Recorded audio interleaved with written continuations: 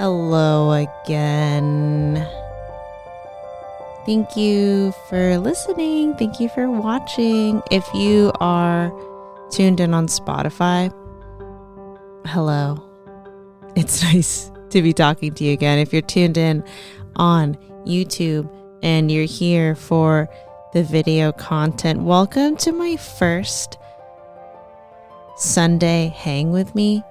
Weekend hang. I don't know what I want to call this, but basically this video is just going to be me literally taking some time to do some journaling and something that you can basically just pop on if you feel like spending a slow Sunday with me. So I figured that my first episode for this kind of series of either journal with me or hang with me, whatever I want to call it, I wanted to talk about my 2025 goals and manifestations. And if you've listened to me before, you probably know I don't really consider myself a huge New Year's resolution person, but this year I figured why not make it a thing where I write down what the heck I actually want,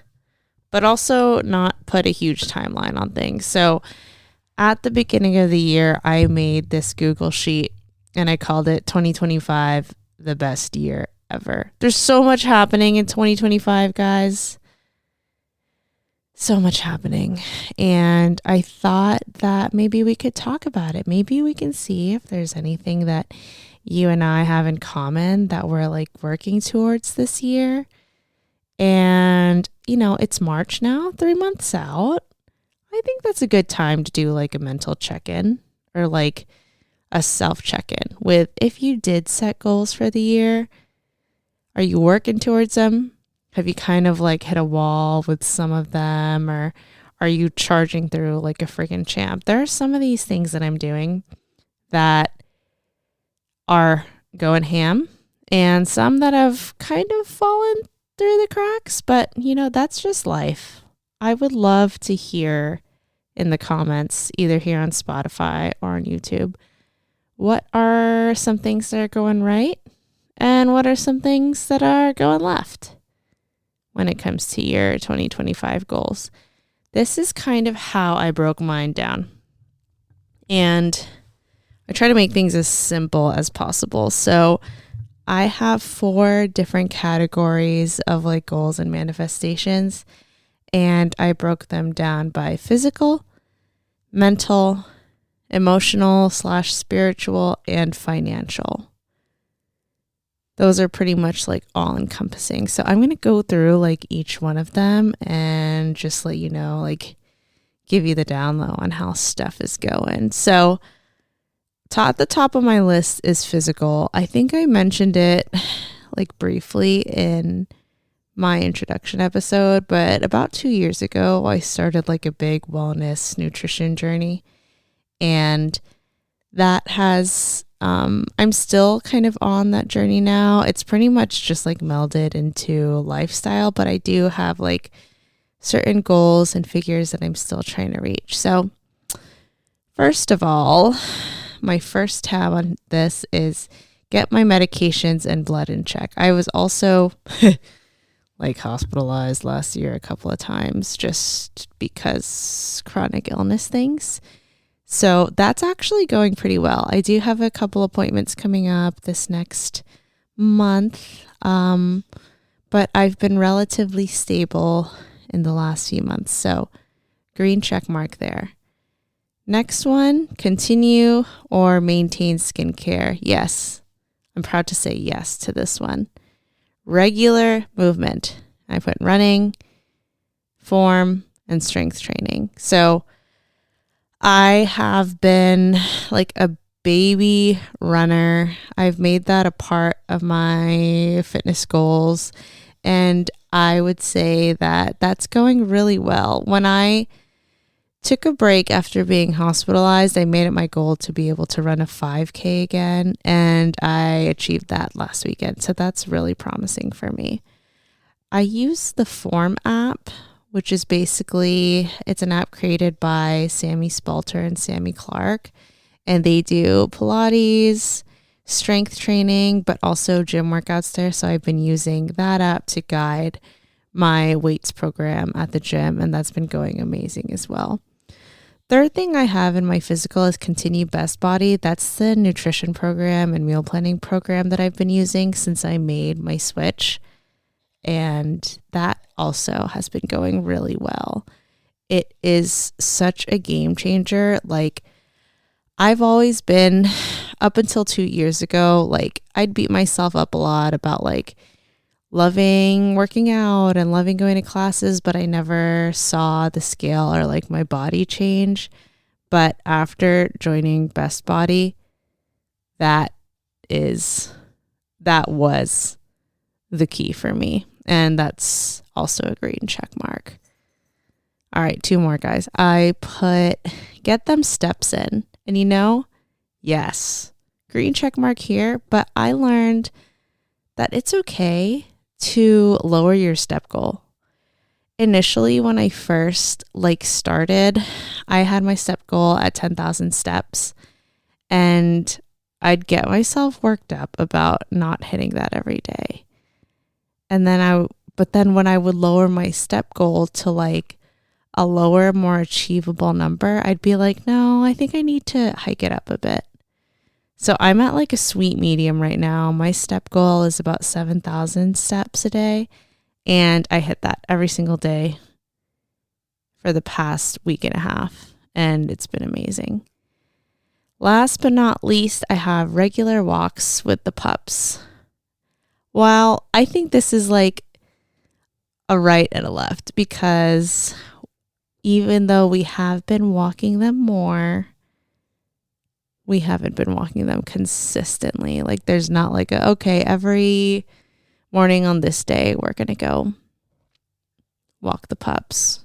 It's more kind of sporadic. So I guess that's one thing in my physical category that I could be a little bit better at. And if I started doing that more, then I definitely would be tying in the get them steps in goal. So that would help me kind of maintain that goal. So that takes care of my physical tab. The next tab that I have kind of goes into my mental goals. So I have 5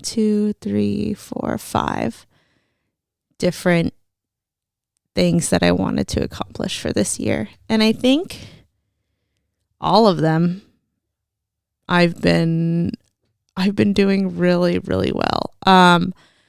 First one is gratitude and regular journaling. Yes, I'm going to make another video. I don't know if I'm going to put it up on Instagram or on here, but I'm basically going to talk about what my regular daily journaling looks like.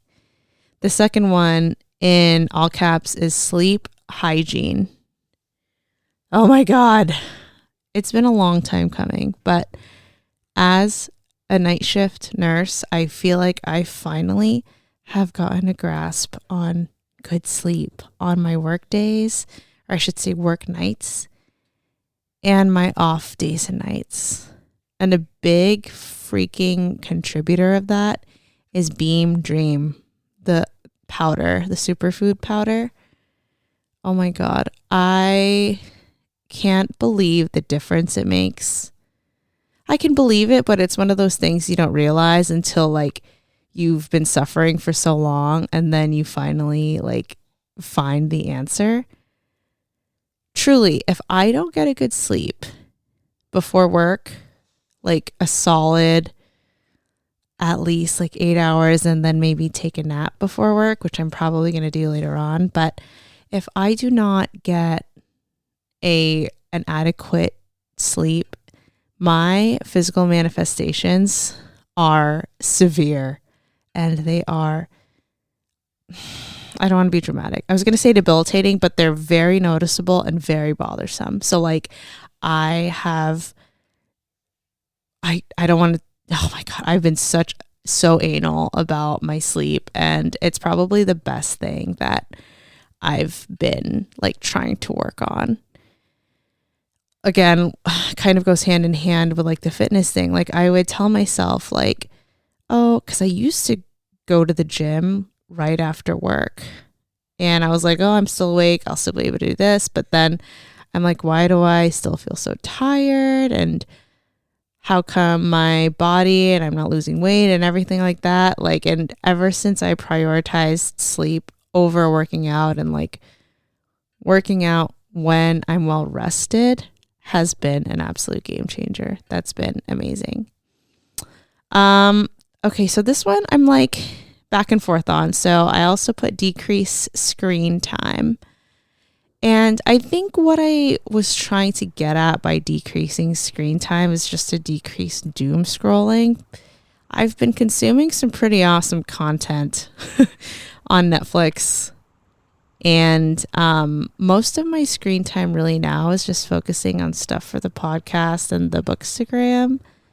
And I've never really been a doom scroller in the first place, but I think what I was trying to remedy is like the doom scrolling right when I wake up. And that has gotten a little better. So I'm going to put a green check next to that. Increase reading time. Green check next to that. One of the things that has increased my reading time and my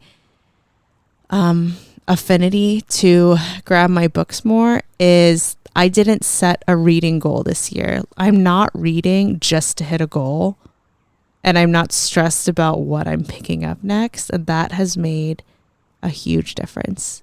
And it also helps too that, of course, I co-run a book club, and I always have a book like on hand that I could pick up if I didn't know what to pick up. But this year has been the year for pleasure reading, and not really being de-influenced, but really just like picking up what I want to read, not just because everybody else is reading something.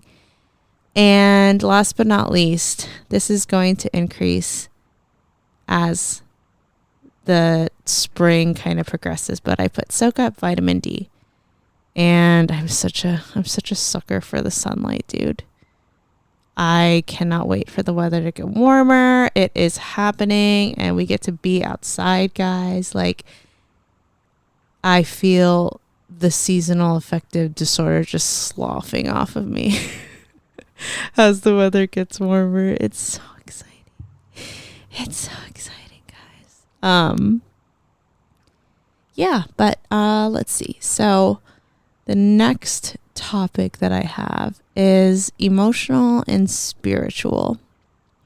So I put a star next to this, and I put also journaling, just because I feel like there is a tie between emotional and spiritual health when it comes to gratitude journaling, at least.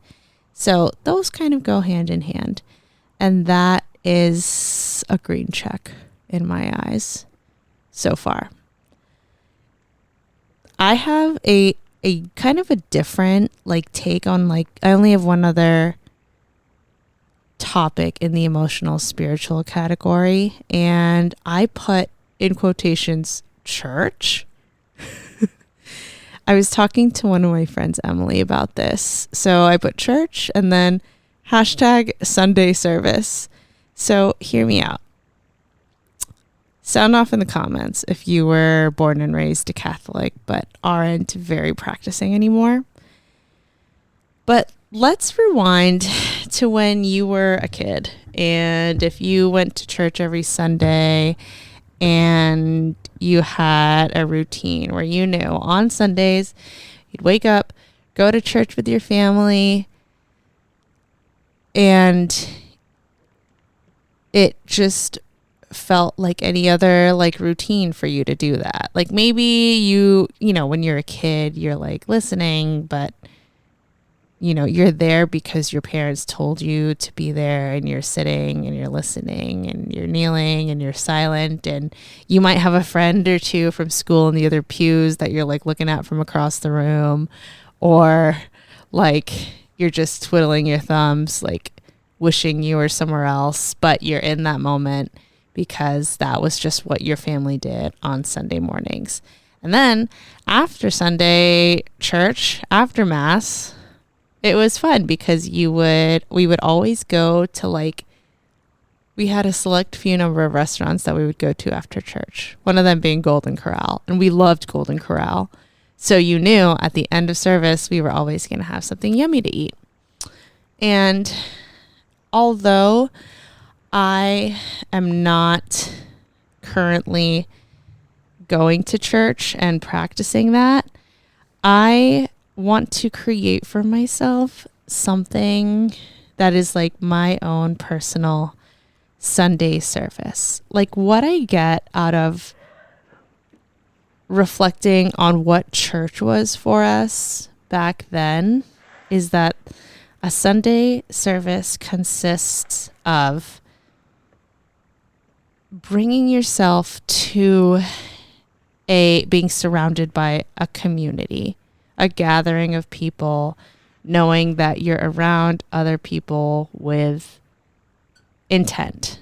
And so you've got community, you've got stillness.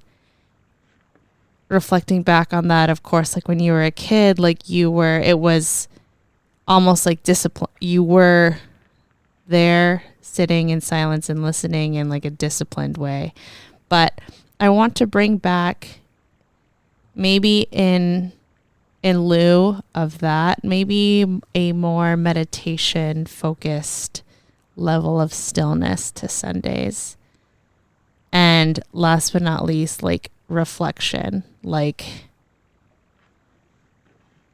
when you think of homilies, you are getting anecdotal or, religious based lessons that are supposedly you should be able to apply to your life and how you live it and how you treat people and how you go about it. So, and I feel like that goes right into journaling as well, So pretty much just prioritizing those three things, like community, stillness, and reflection. That's what I want a Sunday service for me as an adult, how I want that to look like. And I was thinking about it, like I could probably put in line those three things in a Sunday walk or, taking time to meditate upstairs by myself alone, but incorporating some of that somehow and making it a routine for me. And then if my fiance wants to join in, that would be amazing for the community aspect. But that's kind of what I mean by trying to bring back a Sunday service. So yeah, like I'd be interested to know, like, do you guys have a special Sunday like routine that you guys do? If I were to have kids, I would want them to feel like Sundays were a special day, just like to prioritize our family and themselves. Like that's what I want for myself, and that's what I want as a family, like going forward. So yeah, that kind of kicks off the emotional spiritual category. And then last but not least, I have a financial category. And this is exciting for me. Nerve-wracking, but exciting. In January, I met with my lovely financial advisor who I met through my workplace. And we have pretty much like a year-long plan of my goal, which was to be smarter with money. Raise your hand if you're one of those people. Like there are only a certain amount of things that make me feel like I'm dumb. And one of those things are investment and retirement issues. Like actually add tax stuff to that too. Like I just don't have a grasp about like how the stock market works and like how my retirement plays into that and all this stuff. I've had like a bunch of retirement funds in different places because I was a travel nurse before. So basically, I started meeting with my financial advisor to consolidate all of my retirement money and also help with my just my financial knowledge about where I am with my finances and my assets and everything like that. I told her my goal was to be smarter. Like, I want to know more. So even with just that one introductory session with her, I was like, I feel so solid about this plan going forward. And I think I want to feel so comfortable in where I am with my income, where my money's going and everything. So we have like a 6-month plan and a budgeting plan and a debt plan. And it feels so, does that mean I'm getting old? I know I'm turning 30, but like that feels so exciting to me to have that all in place, and that at the end of the year, at 30 years old, I'm going to feel secure. I already feel secure. Like, we make a living, but I want to feel empowered and that I know what's going where and that I'm going to be okay financially. It's a shocker, guys. You know, I travel nursed for almost a little over 3 years, and that level of income that I was making it's quite different from, you know, being in one place and having a staff job. And I've had to make changes to my spending and to, like my leisurely spending, and needing to be more intuitive with the things that I want, things that I buy, things like that. So this is going to be this excites me. And my plan is to be just, very mindful and very cutesy with my money.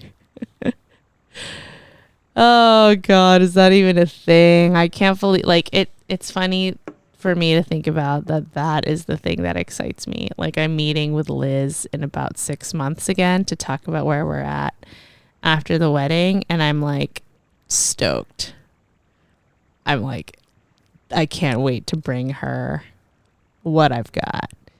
And she's going to, like, we're doing like a 6-week budget and spending like crash course, basically, where she's going to like audit where our money's going and which bills we're paying and what we're spending on essentials and leisurely things. And that excites me. I'm scared, but I'm excited.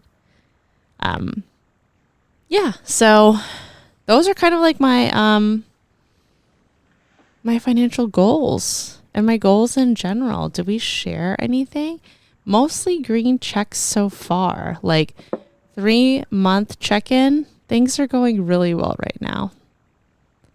I feel like I've been, if not directly hitting each of these goals, then passively I'm getting there, which is exciting. And the last section that I kind of had at the bottom of my best year ever list was, I did write down, because obviously I'm a nurse, I do like to have some quantifiable goals, like short-term goals that I want to be able to check off, that I can actually put a number to.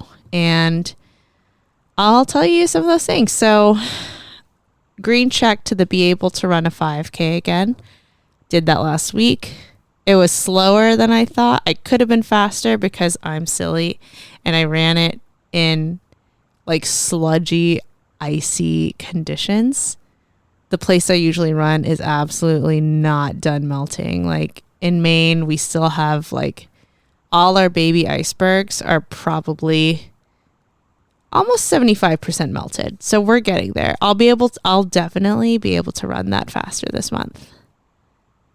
Second thing that I have accomplished, we at Lone Pine Book Club, my goal was to get 425 new book club members on Instagram by March. It is March, and I believe we're at 433, 438. One moment. I'm going to check because I like to cross-check myself. Oh, we're at 439. We're at 439, guys. I got to set like another goal for June. So yay to that one. And then I gave myself a weight goal. And I wanted to hit it by February, but I think I'm going to give myself to the end of March because my dress fitting, like my final dress fitting for the wedding, is the last weekend of March. So I wanted to, and I had a lot of events happen in February. So I'm kicking it into high gear.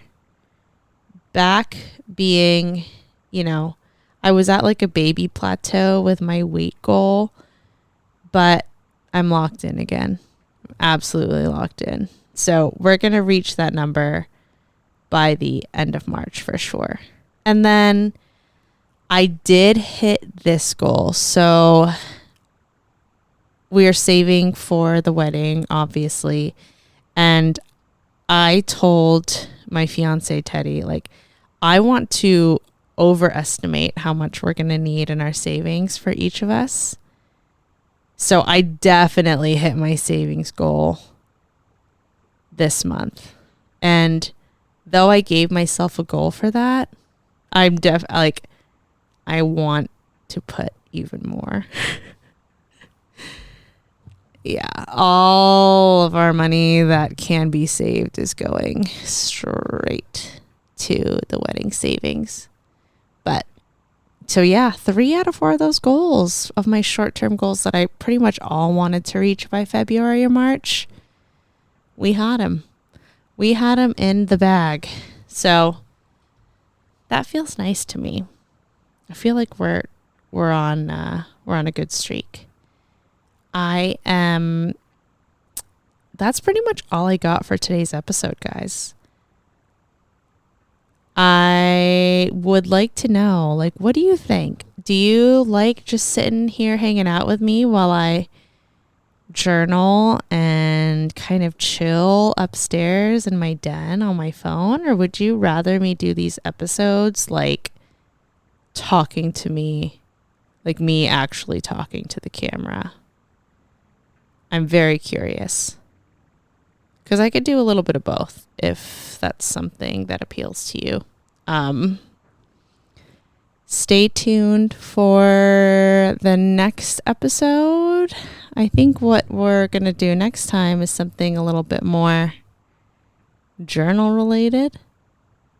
And either journal related or book related. If I'm a betting woman. It's been so much fun to record again.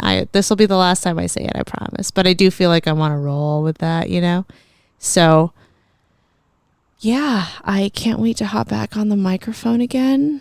If you liked this video, like it, subscribe to my channel, leave a comment. Again, leave a comment with any of the goals that you've had. Have you been hitting them?